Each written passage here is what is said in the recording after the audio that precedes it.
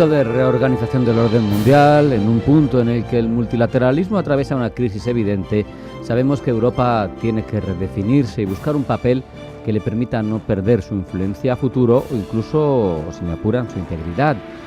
Pero anda un poco perdida. Por eso es interesante reflexionar sobre iniciativas como el Triángulo de Weimar y su minilateralismo para establecer un posible eje tractor dentro de la Unión Europea. Sergio Castaño Riaño es coordinador del grado en Relaciones Internacionales de la Universidad Internacional de La Rioja, de UNIR, y con él hablamos del Triángulo de Weimar. Sergio, bienvenido, buenas tardes. Hola, ¿qué tal, Rafa? Buenas tardes. Explícanos un poco de forma breve, pero ¿qué es ese Triángulo de Weimar, cuándo surgió y cuáles eran tanto los integrantes como los objetivos iniciales? Bueno, nos podemos remontar a los años previos a la Segunda Guerra Mundial, las tensiones entre Alemania y Polonia, que dejaron ahí un pozo durante todos los años de la Guerra Fría, y cuando se derriba el muro de Berlín, Alemania busca una aproximación hacia Polonia, ve en Polonia la puerta de enlace hacia normalizar las relaciones con el resto de los países del este, y se crea este Triángulo de Weimar en el año 1991, en el que se invita también a Francia para que se pudieran limar asperezas entre dos países que habían estado en permanente tensión. El Triángulo de Weimar hasta el año 2016 funcionó de forma fluida, fueron 8 las reuniones que mantuvieron los líderes de los 3 países, pero en el año 2015 se produce un cambio político en Polonia, la llegada del partido Ley y Justicia cambia por completo la perspectiva política, la política exterior de Polonia, un partido nacionalista, un partido que se ha mostrado antieuropeo, y eso pues sitúa en una crisis permanente a este acuerdo que se había llegado, a este Triángulo de Weimar, que sin embargo en los últimos años parece que se va retomando. La vuelta de Donald Tusk después de haber sido presidente del Consejo Europeo como primer ministro de Polonia sitúa al frente del país a un partido liberal, moderado, pro-europeo, y que no solo trata de mantener a Polonia dentro de la Unión Europea, sino de que Polonia ejerza, en cierto modo, un liderazgo debido al número de habitantes que tiene. Es uno de los países más poblados, uno de los países más grandes de la Unión Europea, y por tanto, para Donald Tusk es lícito poder optar ese liderazgo. He llegado a escuchar, Sergio, que este empujón hacia esa organización, hacia ese minilateralismo por parte de Francia y Alemania, podría proceder del hecho de que otros países que están por delante en potencia demográfica y económica de la propia Polonia son menos fiables para el eje franco-alemán. Estoy hablando, obviamente, de Italia y de España. No sé si hay ahí una reticencia hacia estos países del sur que quizá el eje franco-alemán ve con malos ojos.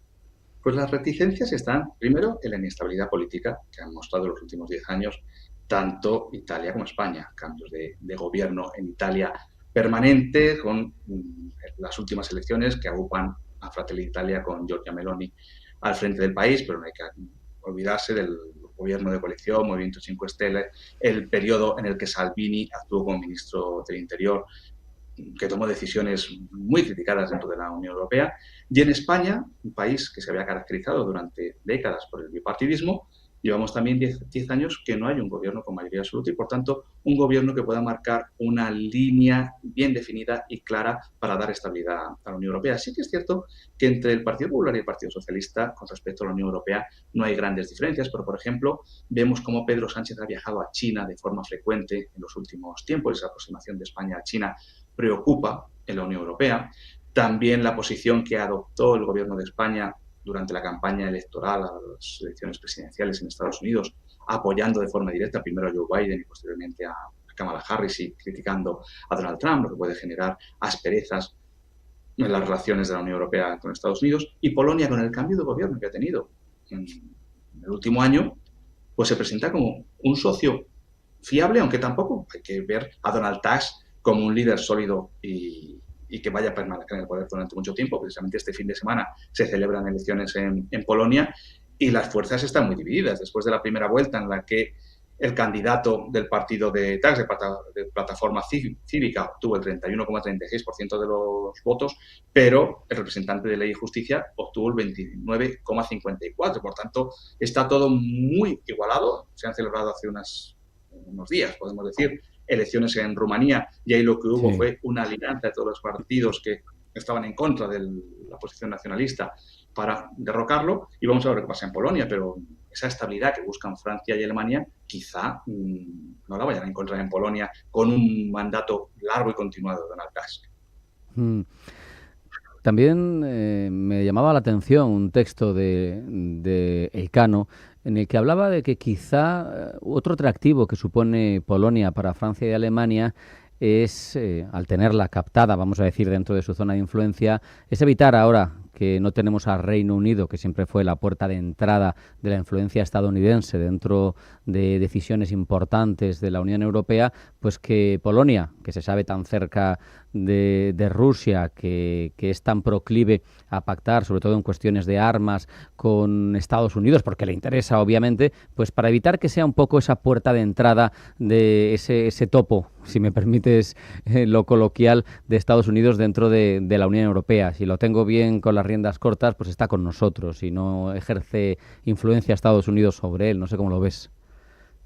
Bueno, es cierto que más allá del gobierno más nacionalista o el gobierno liberal que está ahora mismo al frente de Polonia, lo que une a los polacos es su posición anti-Rusia. Desde la caída de la Unión Soviética, Polonia se inclinó de forma directa hacia la Unión Europea, hacia la OTAN, y en este sentido los vínculos de Polonia con Estados Unidos han sido bastante fluidos, y su posición con respecto a Ucrania, por ejemplo, es firme. Algo que, por ejemplo, el gobierno español no fue tan firme con respecto a Ucrania, ¿no? Y volvemos a esas críticas que puede hacer el gobierno español. Cuando comienza el conflicto, cuando Rusia invade Ucrania, la primera reacción del gobierno español es que no iba a mandar material bélico. Al final, la presión de la OTAN, la presión de la Unión Europea, obligaron a Pedro Sánchez a colaborar como el resto de los países, pero en aquel gobierno formado por Podemos y por el Partido Socialista, lo primero que se dijo es que solo se iba a mandar a enviar material humanitario. En este sentido, la posición de Ucrania es clara. Y aquí vemos que hay una gran distancia entre lo que se está buscando desde Estados Unidos, y decía el delegado de Estados Unidos, que Rusia exija que la OTAN no avance hacia el este es algo legítimo, pero la posición de Polonia en este sentido es firme. Y por tanto ahí Francia y Alemania pueden encontrar un aliado sólido, con buenas relaciones con Estados Unidos, pero también que haga un frente común para frenar a Rusia.